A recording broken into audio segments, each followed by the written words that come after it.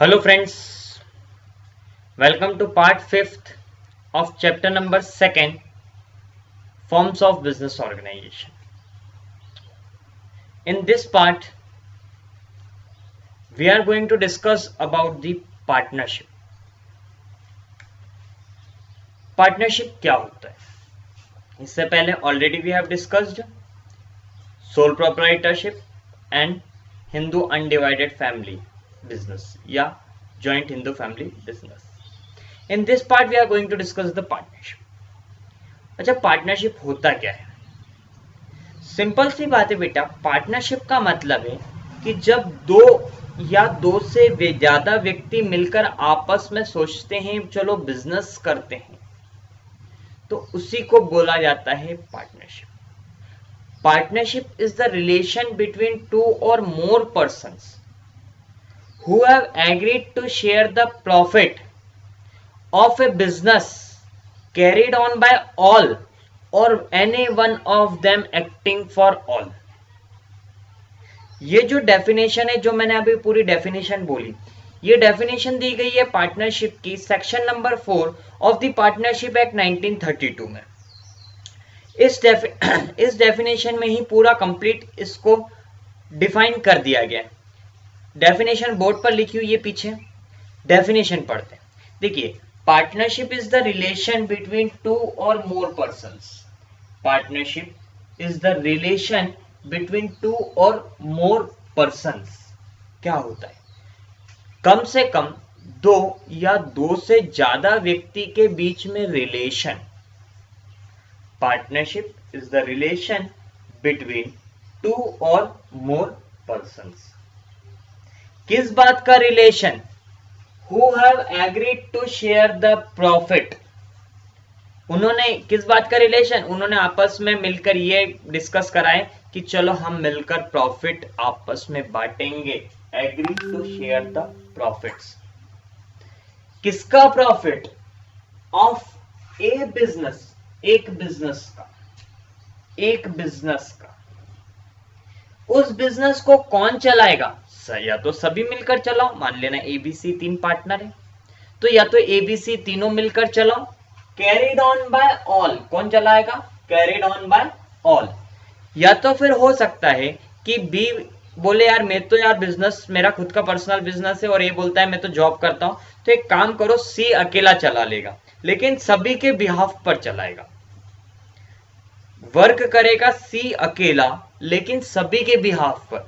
मान लेना अगर प्रॉफिट होता है तो सभी में बटेगा, लॉस होता है तो सभी में बटेगा. माइट बी पॉसिबल लॉस की कंडीशन कुछ केसेस में नहीं देती है. तो कैरिड ऑन बाय ऑल और any of them acting for all. Acting for all मतलब सभी के बिहाफ पर काम करना. तो पार्टनरशिप इज द रिलेशन. काय का रिलेशन? किसके बीच में relation? Between two or more persons. किस बात का? who have agreed to share the profit. Profit share करना. काय का प्रॉफिट? Of A business. उस बिजनेस को कौन चलाएगा? कैरिड ऑन बाय ऑल या फिर और any of them acting for all. This is the definition of partnership as per the section number 4 company partnership act 1932. अब अगर मैं इसके फीचर्स की बात करूं, बात समझ में बेटा? पार्टनरशिप समझ में आया? दो या दो से ज्यादा व्यक्ति मिलकर जब आपस में मिलकर ये बोलते हैं कि चलो हम दोनों मिलकर बिजनेस चालू करते हैं और उस बिजनेस का हम प्रॉफिट आपस में बांट लेंगे. जरूरी नहीं कि बराबर बटे, उनका कुछ भी रेशो हो सकता है. 2:1 का हो सकता है कि, और 3:1 का हो सकता है, 3:2 का. जो भी उनका रेशो डिसाइड करना है वो डिसाइड कर सकते हैं. आगे फीचर्स की बात करता हूं. तो फीचर्स में है फर्स्ट, फॉर्मेशन. पार्टनरशिप कैसी बनती है, कैसे फॉर्म होती है?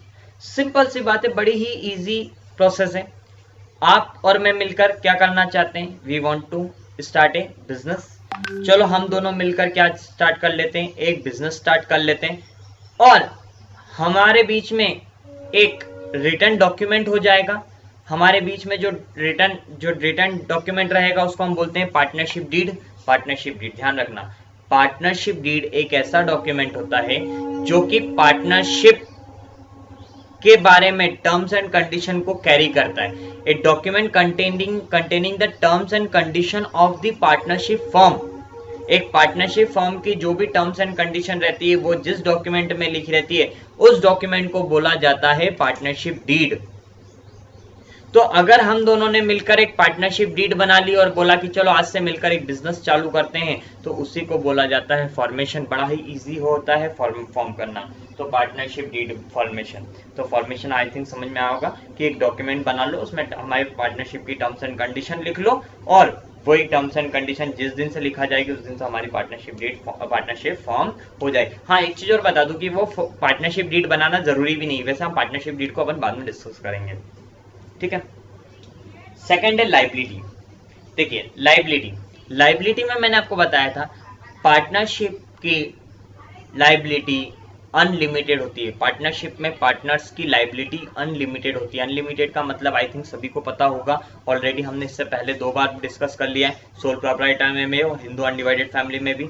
सोल प्रोप्राइटर में ऑनर की लाइबिलिटी अनलिमिटेड होती है, हिंदू अनडिवाइडेड में कर्ता की लाइबिलिटी अनलिमिटेड और बाकी मेंबर्स की लाइबिलिटी लिमिटेड। यहाँ पर सभी पार्टनर्स की लाइबिलिटी अनलिमिटेड होती है। टू द एक्सटेंट कभी कभार एक आध पार्टनर की लाइबिलिटी लिमिटेड भी हो सकती है अगर वो लिमिटेड फॉर्म में बात करते हैं। चलो अभी तो फिलहाल में उसको बात को छोड़ो, अभी तो फिलहाल में हम बात करें कि लाइबिलिटी यहाँ पर पार्टनर्स की अनलिमिटेड होती है। अनलिमिटेड होती है मतलब अगर पार्टनरशिप फॉर्म में लॉस हुआ तो सभी पार्टनर्स को अपने घर की एसेट्स भी बेचकर पेमेंट करना पड़ेगा। अगर पेमेंट नहीं हो पाया बिजनेस का, तो सपोज करना कि बिजनेस के पास 10 लाख के असेट्स थे और 12 लाख की लाइबिलिटी हो गई, तो बिजनेस की असेट्स पहले तो बिकेगी 10 लाख में और 10 लाख वो जो पैसा मिलेगा उससे 10 लाख का पेमेंट हो जाएगा और बचे हुए जो 2 लाख है वो 2 लाख पार्टनर्स को, हर पार्टनर को अपने अपने घर से लेकर आना पड़ेगा और फिर बिजनेस का पेमेंट, बिजनेस के लाइबिलिटीज का पेमेंट करना पड़ेगा। This is the meaning of liability, personal liability, unlimited liability,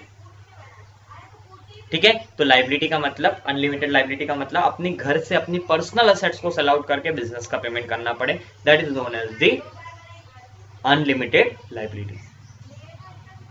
risk bearing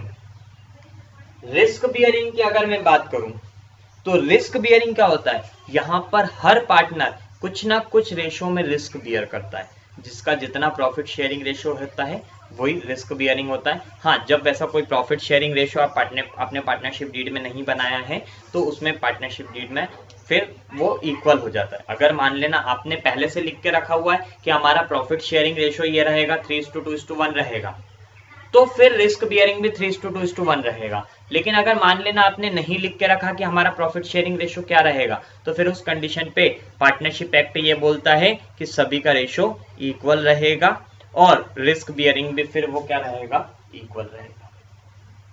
next है डिसीजन मेकिंग।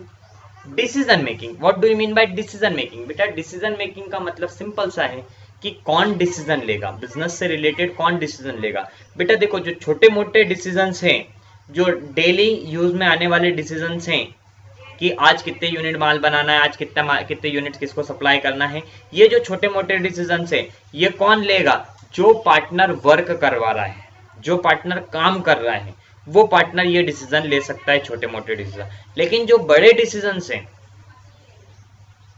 बड़े जो डिसीजन है कि यार हमें ये वाली मशीन लेकर आना है, इससे हमें इतना प्रोडक्शन करवाना है, ठीक है, ये वाली मशीन लेकर आ जाएंगे, इतने करोड़ की है, इतने लाख रुपीस की आ रही है, या हमें एक और यूनिट हमें सेटअप करना है। ऐसे जो बड़े डिसीजन है, ये जो बड़े डिसीजन है ये सभी के कंसेंट से होंगे, हर पार्टनर की कंसेंट लेना जरूरी है। तो डिसीजन मेकिंग छोटे छोटे जो डिसीजन है वो वर्किंग पार्टनर ले लेगा और जो बड़े बड़े डिसीजन है सभी की कंसेंट होना उसमें जरूरी है। कंटिन्यूटी, नेक्स्ट है continuity. What do you mean by continue? Business कब तक कंटिन्यू रहेगा? बेटा जब तक कि सभी पार्टनर चाहे तब तक, और या तो जब तक भगवान चाहे तब तक। सर भगवान चाहे तब तक कैसे? देखिए, मान लेना जब तक सभी पार्टनर चाहते हैं कि ABC 3 पार्टनर है, सभी चाहते हैं कि अभी तो हम बिजनेस में कंटिन्यू रहना चाहते हैं, तो बिजनेस कंटिन्यू रहेगा। लेकिन बाय चांस किसी की एक पार्टनर अब नहीं चाहता, C मान लेना अब नहीं चाहता कि मैं पार्टनर नहीं रहना चाहता, तो पार्टनर C जो है अपना एक रिटर्न में दे देता है और रिटर्न में देने के बाद में वो रिटायर हो जाता है पार्टनरशिप से, तो उस दिन से वो पार्टनरशिप डिसॉल्व हो जाती है, खत्म हो जाती है उस दिन से वो पार्टनरशिप। पार्टनरशिप फर्म कंटिन्यू रहेगी, ए और बी कंटिन्यू रहेंगे, लेकिन पार्टनरशिप खत्म हो जाएगी। फर्म कंटिन्यू रहेगी, पार्टनरशिप खत्म हो जाएगी, ध्यान रखना, फर्म कंटिन्यू रहेगी, पार्टनरशिप खत्म हो जाएगी। अब इस बार तो सी ने चाहा कि मुझे नहीं रहना, पार्टनरशिप खत्म करो। अब मान लेना भगवान चाहता है, भगवान ये चाहता है कि सी अब पार्टनरशिप में नहीं रहेगा, तो उनको सी को अपने पास बुला लेते हैं भगवान जी। तो जैसे ही अपने पास बुलाया, फिर से पार्टनरशिप खत्म, क्योंकि सी है ही नहीं, दुनिया में ही नहीं है। अगर दुनिया में नहीं है तो सी अब पार्टनर नहीं रह सकता, और अगर सी पार्टनर नहीं रहेगा तो पार्टनरशिप खत्म हो जाएगी। ठीक है। या फिर अगर कोई पार्टनर इंसॉल्वेंट हो जाता है, दिवालिया घोषित हो जाता है, दिवालिया घोषित हो जाता है, तो अगर दिवालिया घोषित हो जाता है तो भी पार्टनरशिप खत्म हो जाएगी, क्योंकि वो पार्टनर फिर वो पर्सन उस फॉर्म में पार्टनर नहीं बचेगा। जो भी दिवालिया घोषित होगा उसके हिस्से की प्रॉपर्टी लेकर वो चले जाएगा, उसको बेचकर दूसरों का पेमेंट करेगा। तो कंटिन्यूटी जब तक पार्टनर चाहे तब तक, या किसी एक पार्टनर के नोटिस के कारण भी फॉर्म डिसॉल्व हो सकती है, पार्टनरशिप डिसॉल्व हो सकती है। और साथ ही साथ अगर पार्टनर की डेथ या इंसॉल्वेंसी हो जाए तो भी पार्टनरशिप कंटिन्यू नहीं रहेगी, पार्टनरशिप डिसॉल्व हो जाएगी। नंबर ऑफ पार्टनर्स, बेटा बहुत ज्यादा कंफ्यूजन है इसमें, क्योंकि कहीं जगह आपको लिखा हुआ मिलेगा 10 in the case of banking, in the case of other 20, कहीं जगह लिखा हुआ मिलेगा 50, कहीं जगह लिखा हुआ मिलेगा 100। तो थोड़ा सा इसमें क्या है, कंफ्यूजन है। तो अगर मैं बात करूं तो पार्टनरशिप फॉर्म की कि उसमें नंबर ऑफ पार्टनर्स कितने रहेंगे, तो पार्टनर्स जो है, नंबर ऑफ पार्टनर्स, पहले कंपनीज, देखिए पार्टनरशिप फॉर्म में नहीं लिखा है मैक्सिमम नंबर, मैक्सिमम नंबर लिखा हुआ है कंपनीज एक्ट में। अभी हम बाद में कंपनीज एक्ट के बारे में थोड़ा बहुत डिस्कस करेंगे, ज्यादा तो नहीं करेंगे, लेकिन कंपनीज एक्ट पहले चलता था 1956, अब चलने लग गया है 2013। पहले चलता था 1956, अब चलने लग गया 2013। तो जब पहले चलता था 1956, तब उसमें क्या लिखा हुआ था, उसमें ये लिखा हुआ था कि मैक्सिमम मेंबर 10 रहेंगे, बैंकिंग, अगर आप बैंकिंग का काम कर रहे हो मैक्सिमम पार्टनर 10 रहेंगे, अगर आप बैंकिंग का काम कर रहे हो, अगर आप दूसरा काम कर रहे हो तो 20 रहेंगे। लेकिन जैसा कि मैंने बताया कि partnership act 1956, sorry companies act 1956 अब नहीं रहा, तो ये वाला जो कॉन्सेप्ट था ये भी नहीं बचा। मतलब जो मैंने बोला ये अभी तक कब भूल जाइए। अब हमारा चल रहा है partnership act, sorry companies act 2013। अब अगर कंपनीज एक्ट 2013 चल रहा है तो इसके सेक्शन नंबर 464 में लिखा हुआ है कि मैक्सिमम मेंबर 100 रहेंगे, मैक्सिमम पार्टनर 100 हो सकते हैं। तो अभी फिलहाल की कंपनीज एक्ट 2013 के अकॉर्डिंग अगर मैं देखूं तो नंबर ऑफ पार्टनर मैक्सिमम कितने हैं, 100। लेकिन फिर बाद में उन्होंने 2014 में इसी को वापस से चेंज कर दिया, रूल नंबर 10 डाला, और रूल नंबर 10 ये बोलता है कि मैक्सिमम पार्टनर जो हैं वो कितने रहेंगे, 50। 13 में इन्होंने बोला 100 रहेंगे, लेकिन चेंज कर दिया गया 14 में, 2014 में उसको वापस से चेंज कर दिया गया। 14 में इन्होंने रूल नंबर 10 डाल के उसको कितना कर दिया गया है, उसको कर दिया गया है only and only up to 50। तो मतलब मिनिमम 2 और मैक्सिमम 50 से ज्यादा पार्टनर्स अभी फिलहाल में नहीं रह सकते। Mutual agency relationship, mutual agency relationship का मतलब क्या होता है कि अगर किसी एक पर्सन ने कोई काम करा तो उसके लिए दूसरा बाउंडेड है। एक छोटा सा एग्जांपल देता हूं, बड़ा ही मजेदार एग्जांपल है, ठीक है। सपोज करना कि एक पर्सन था, वो ऑफिस आया, 3 पार्टनर थे एबीसी, जो सी था उसमें मॉर्निंग में ऑफिस आया, ऑफिस आने के बाद में उसने सोचा यार भूख लग रही, एक काम करता हूं मैं नाश्ता करके आता हूं। वो होटल पे नाश्ता करने गया, वहां पर उसने देखा कि एक पर्सन बैठे हुए थे, 2 पर्सन आपस में बैठे हुए थे और बात कर रहे थे, यार मुझे ये वाला प्रोडक्ट खरीदना है, कहाँ सस्ता मिल जाएगा, मुझे 1 लाख यूनिट खरीदना है। तो और खुदा ना खास्ता हुआ क्या कि जो सी एबीसी की जो पार्टनरशिप फर्म थी वो भी वही प्रोडक्ट बना रहे थे। तो जब जैसे सी ने सुना ये बात को कि यार 1 लाख या 10 लाख यूनिट का ये ऑर्डर लेकर आ रहे हैं, ठीक है, एक होटल में गया था, तो वहां होटल में ये बैठ के बात कर रहे थे कि 10 लाख यूनिट लेना है। अब 10 लाख यूनिट लेना है, जैसे ही सी को पता लगा कि यार इनको 10 लाख यूनिट का ऑर्डर है, तो सी ने जाकर पूछा आपको ये वाला प्रोडक्ट चाहिए क्या, हम बनाते हैं इस प्रोडक्ट को। तो उसने सामने वाले ने बोला हाँ मुझे चाहिए, और मुझे ऐसे ही सेलर की तलाश थी या ऐसे ही प्रोड्यूसर की तलाश थी जो ये माल प्रोड्यूस करता हो, अगर आप बनाते हो तो आप मुझे 10 लाख यूनिट्स अलाउट कर दें। तो सी ने बोला बड़ी अच्छी बात है। तो वो सामने वाले पर्सन ने पूछा क्या रेट लगाओगे, तो बोले ऐसे नॉर्मली तो हम 10 रुपए में बेचते हैं, पर आपको हम इतने सारे एक साथ यूनिट खरीदते हो तो हम इसको आपको 6 रुपए में दे देंगे। ठीक है, सामने वाला एग्री हो गया। सी ने एडवांस ले लिया, एडवांस पैसे भी ले लिए उसके थोड़े बहुत, और अब सी जो है वो ऑफिस जाने की बजाय पहले गया मिठाई की दुकान पर। मिठाई की दुकान पे से उसने मिठाई खरीदी और जाकर ए और बी के सामने मिठाई खिलाता है, ए और बी को मिठाई खिलाता है और बोलता है बोले खाइए। तो बोले क्यों, बोले आप खाइए तो सही। वो खाते हैं और बोलते हैं बोले मुझे आज 10 लाख यूनिट का ऑर्डर मिला है। ए और बी भी बड़े खुश हो जाते हैं, क्या 10 लाख यूनिट का ऑर्डर मिला है, बहुत अच्छी बात है, अब तो बहुत पैसा कमाएंगे। लेकिन फिर बाद में जैसे ही बोलता है सी कि नॉर्मली तो हम 10 रुपए में बेचते हैं, लेकिन मैंने इनको इतने सारे यूनिट एक साथ चाहिए थे तो मैंने इनको 6 रुपए में दे दिए। जैसे ही ये सुना ए और बी के होश उड़ गए। रीजन ये था कि ए बी सी जो इनकी पार्टनरशिप फर्म थी ना, उनको बनाने की कॉस्ट ही 7 रुपए आती थी। 7 रुपए तो बनाने की कॉस्ट आती थी और उसने डील करके आ गया 6 रुपए में। मतलब अगर 10 लाख यूनिट दे दिए तो 10 लाख रुपए का नुकसान हो जाएगा। अब देखिए यहां की जो कि बात करी गई थी सी के द्वारा, अब ए और बी मना नहीं कर सकते कि नहीं बात तो सी ने करी थी, आप तो सी से मांगो, हम नहीं देंगे। सामने वाले पर्सन को ए और बी डिनाई नहीं कर सकते कि that we will not give you the 10 lakh units, because आपकी बात किससे हुई है, सी से हुई है, आप सी से मिलिए, हम नहीं जानते। नहीं, A and B has to comply the promise of C. जो सी ने प्रॉमिस किया हुआ है वो ए और बी को कंप्लाई करना पड़ेगा।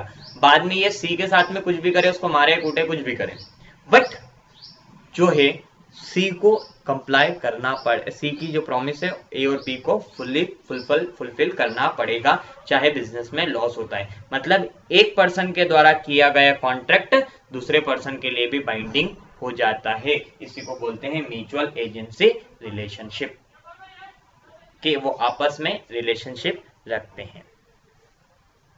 ठीक है, this is all about the partnership meaning and its feature.